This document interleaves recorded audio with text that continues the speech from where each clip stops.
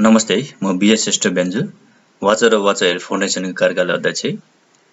आजको हाम्रो मेसेज वा विषय छ डाक्टर मदर हैन, डाक्टर आमा भन्नु है।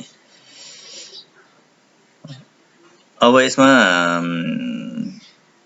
डाक्टर भन्नाले नर्मल्ली हामीले बुझ्नु के पर्यो भन्दाखेरि पहिलो डाक्टर चाहिँ हामीले चाहिँ नेचरलाई मन पर्यो, प्राकृतिकले हामी पहिलो डाक्टर मन पर्छ है। अनि सेकेन्ड चाहिँ हामीलाई जन्म दिने आमा हैन, सेकेन्ड डाक्टर भन्छौँ हामी हैन। थर्डमा चाहिँ स्वयं हामी आफै नै है। अनि फोर्थमा चाहिँ जुन एकाडेमिक एजुकेसन लिएका डाक्टरहरू जुन हस्पिटलहरूमा हैन, चाहे एलोप्याथी, आयुर्वेदिक, होमियोप्याथिक जुनै भए पनि तिनीहरू त्यो डाक्टरहरू चाहिँ तपाईँको फोर्थ डाक्टर मान्छ हामी है।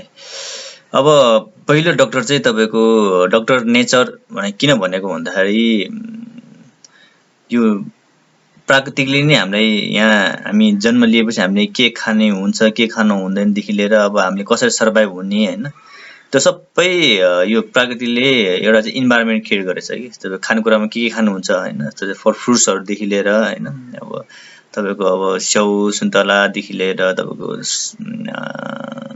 उखुहरू भयो हैन। अब अर्को कुरा तपाईँको हर्बहरू पनि छ, तपाईँको अब दालचिनीहरू, अब अदुवा, लसुन हैन। अब तपाईँको हाम्रो शरीरलाई के भयो भने हाम्रो त्यो इम्युनिटी पावर बुस्ट गर्नको लागि चाहिँ हैन, त्यो हर्बहरू हैन, इत्यादि धेरै कुराहरू चाहिँ प्रकृतिले हामीलाई सर्भाइभ हुनको लागि चाहिँ सर्भाइभ गर्नको लागि चाहिँ हामीलाई दिइरहेछ कि। त्यसले फर्स्ट हामीले डाक्टर चाहिँ नेचरल नै मान्छौँ हैन। अब सेकेन्ड डाक्टर चाहिँ हैन, सेकेन्ड डाक्टर चाहिँ हामी डाक्टर मदर भन्छौँ हैन, डाक्टर आमा हैन।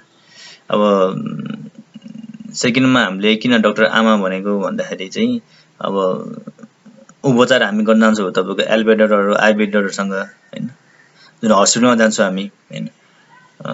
तर त्यो डाक्टरलाई चाहिँ हामीले फोर्थमा राखेछौँ हैन, चौथोमा राखेछौँ हैन।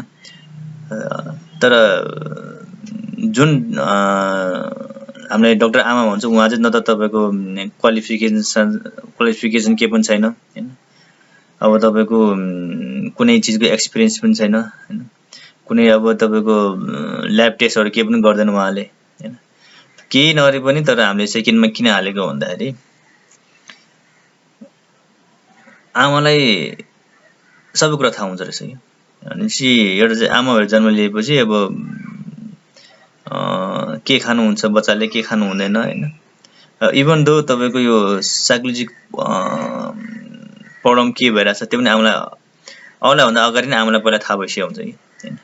नर्मल्ली हामीले डाक्टरहरूबाट हामीले जान्छौँ, हामी साइकोलोजिक के प्रब्लम भयो भने डाक्टरले तपाईँको कति कुरा एनालाइज गर्ने हुन्छ हैन, टेस्टहरू गरिन्छ। त्यसपछि साइकोलोजिक के प्रब्लम वा साइकेट्रिक केही प्रब्लम भयो कि भने उनीहरूले रिपोर्टिङ निकाल्छ। तर आमालाई चाहिँ पहिल्यै थाहा हुन्छ कि बच्चाहरूमा के प्रब्लम भइरहेछ भन्ने कुराहरू चाहिँ हैन।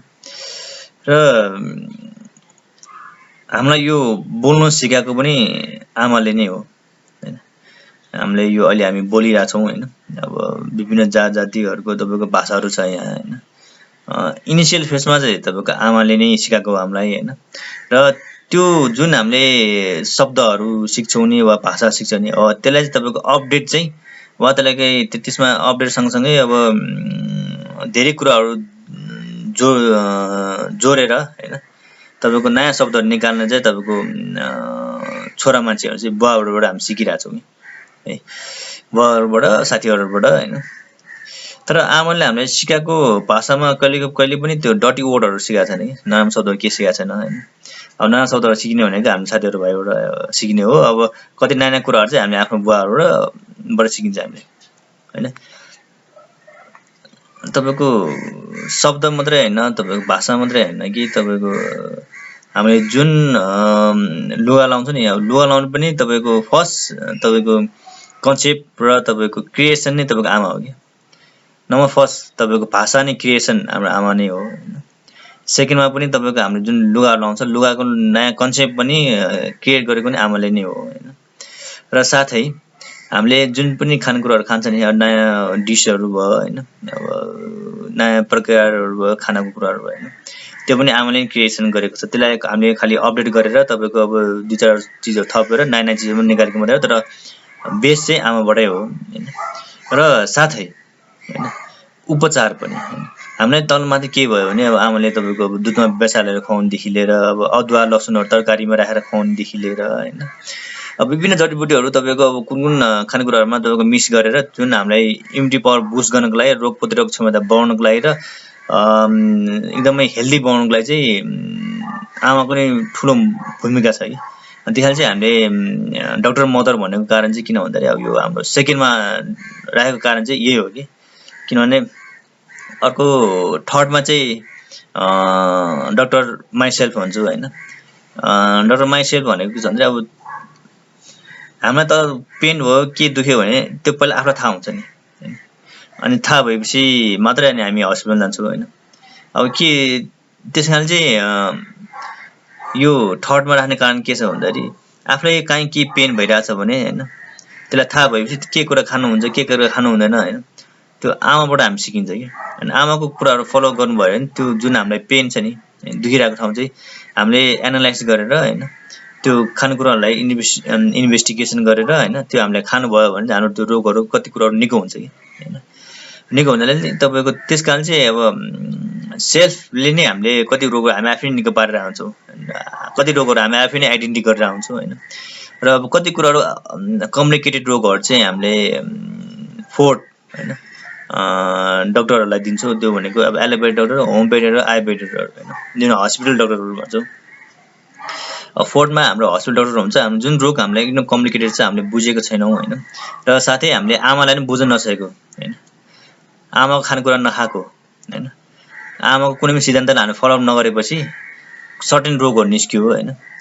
त्यो रोगलाई चाहिँ हामीले आमासँग सहकार्य नगरिकन नबुझिकन निस्केको रोगलाई चाहिँ जुन कम्प्लिकेटेड रोगहरु छ त्यो चाहिँ हामीलाई फोर्थ तपाईको हस्पिटल डाक्टरले चाहिँ तपाईको आइडेन्टिटी गरेर तपाईको ट्रिटमेन्ट गर्छ कि हैन। त्यो चाहिँ तपाईको अब फोर्थमा हाम्रो एलोपैथी डाक्टरै भयो हैन।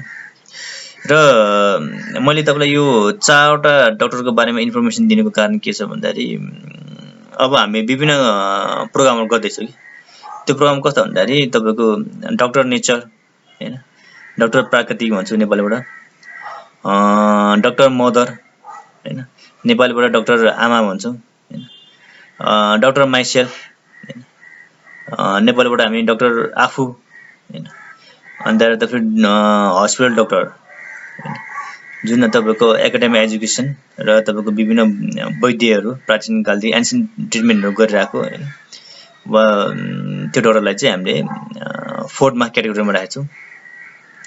र यो 4 डाक्टरहरुको चाहिँ हामी विभिन्न प्रोग्रामहरु गर्छौं कि अब हामी चारै नै। अब त्यो प्रोग्राम भनेको अब सेकेन्डमा हामीले सेकेन्ड डाक्टर चाहिँ हाम्रो डाक्टर मदरको चाहिँ दादा आमाको चाहिँ एउटा चाहिँ खानेकुरा सम्बन्धी चाहिँ हैन, प्राचीन कालमा हामीले के खानेकुरा खाएर हामीले कति रोगहरु निको पार्न सकिन्छ हैन, वा तपाईको प्राचीन कालको तपाईको धेरै खानेकुराहरु हुन्छ नि त्यो जुन लो भएको हैन, जुन तपाईको हेल्थले एकदम बेनिफिट हुनेवाला हैन, हाम्रो रोग प्रतिरोधक क्षमता बढाउने खालको खानेकुराहरु चाहिँ जुन अलरेडी लो भइसक्यो, त्यो हराएर गइसक्यो हैन, त्यसलाई फेरि रिभाइभ गरेर हैन त्यसलाई फेरि बचाउनको लागि प्रोसेस गर्नुपर्ने भएको हुनाले चाहिँ हामीले डाक्टर मदरको चाहिँ तपाईको डाक्टर मदर फुड भनेर चाहिँ एउटा प्रोग्राम लन्च गर्न लाग्छौं हैन। यो नेक्स्ट भिडियोमा म तपाईलाई डेट र टाइम दिन्छु र डाक्टर मदरको हामीले फुड सम्बन्धी चाहिँ हामी एउटा रमाइलो गर्ने हिसाबबाट र तपाईको एउटा चाहिँ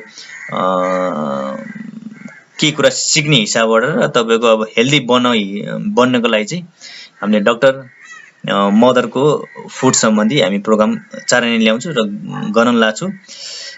र यस सम्बन्धी तपाईलाई कुनै त्यसो कन्फ्युजिङ छ भने वा यसमा कुनै के कुरा थप्नु छ भने वा घटाउनु छ भने हैन, केही कुरा जानकारी लिनु तपाईले चाहनुहुन्छ भने हैन तपाईले मलाई मेसेज पनि गर्न सक्नुहुन्छ, कल पनि गर्न सक्नुहुन्छ वा मेल पनि गर्न सक्नुहुन्छ हैन। र यति भन्दै यो भिडियो हेरिदिनु भएकोमा र सुनिदिनु भएकोमा थ्यांक यू र धन्यवाद।